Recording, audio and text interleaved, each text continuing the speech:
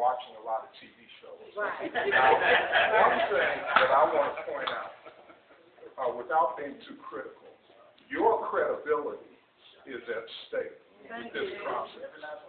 We have had, in the past couple of administrations, all sorts of stealing and everything else. And I understand, Mr. Chairman, your belief in the good of everyone. I would love to believe in the good of people. Right.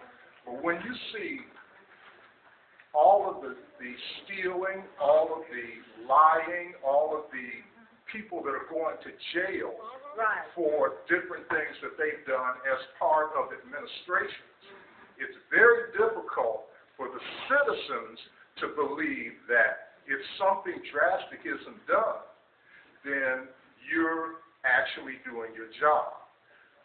One thing that we have, and I'll briefly repeat what I did last night, if you bring in money from outside sources, right.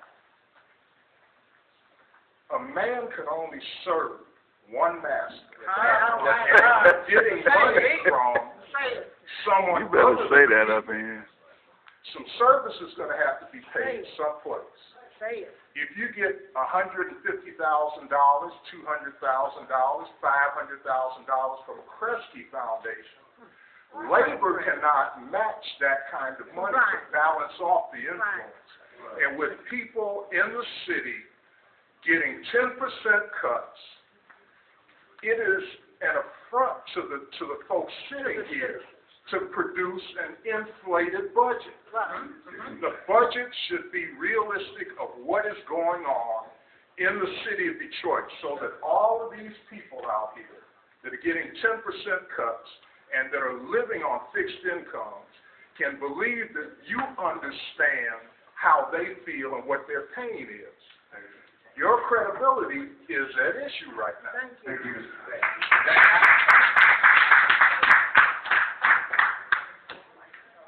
Herbie Phillips.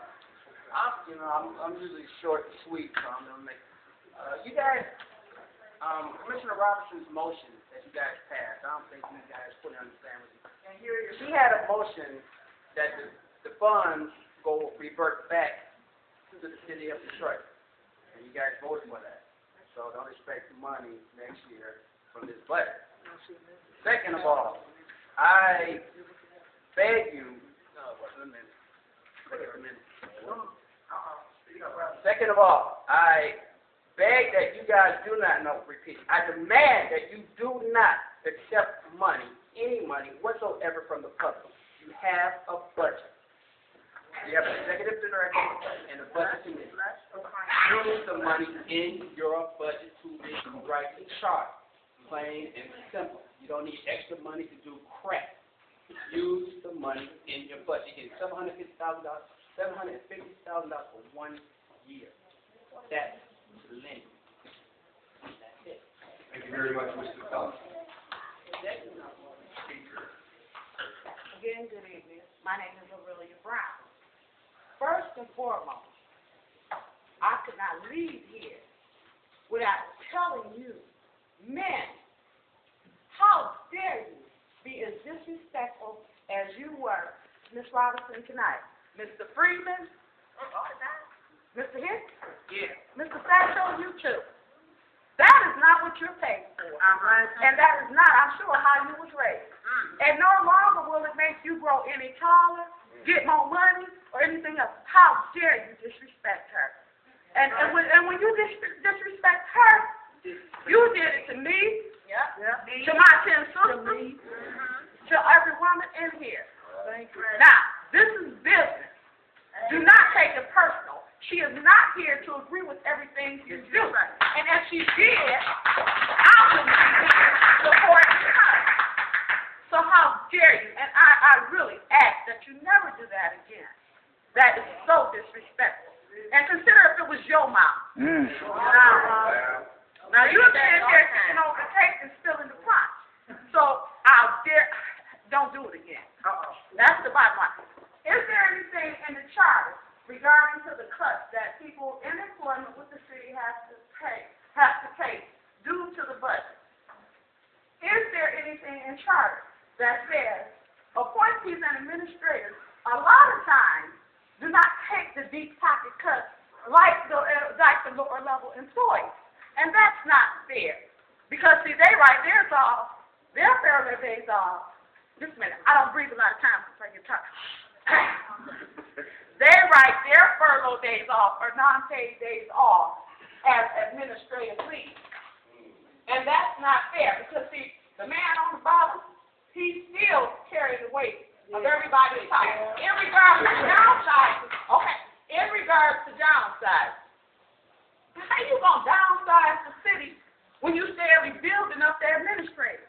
Exactly. That's where the money is being wasted at. And do not take money from an outside source. Thank you.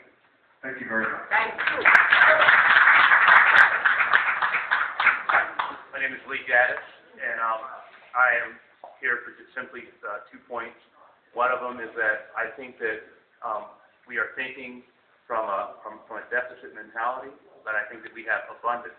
I think that the budget as it stands should be adhered to. I think the $750,000 is more than enough money to rewrite the city charter, and I think that the charter should really, the charter commission should look at itself as every household in Detroit and most households in America and saying you're on a fixed budget. You know, you have a lot of creative and innovative people. You have a lot more resources to pull from that won't cost you a nickel. You have the residents and the citizens of Detroit, you know, who are educated, who are aware of what's going on, and who can help you and assist you. There's enough empty space in the city with the amount of money that you have that you could outfit an office. iPads only cost $500 brand new out of the box. You know, I don't think you need cell phones. I think everybody here has a cell phone. I think everybody here has a computer at home. As somebody who's made their money off of IT and technology, you know, I'd be more than happy to help you for free. For free? For free. I like that. I feel like that free stuff. Handicap that the commission may run into and may have. You can't beat that. Facebook and Twitter, they're free. They don't cost you anything. So I would just, again, as a citizen, like to offer my service to you free of charge. Go, citizen.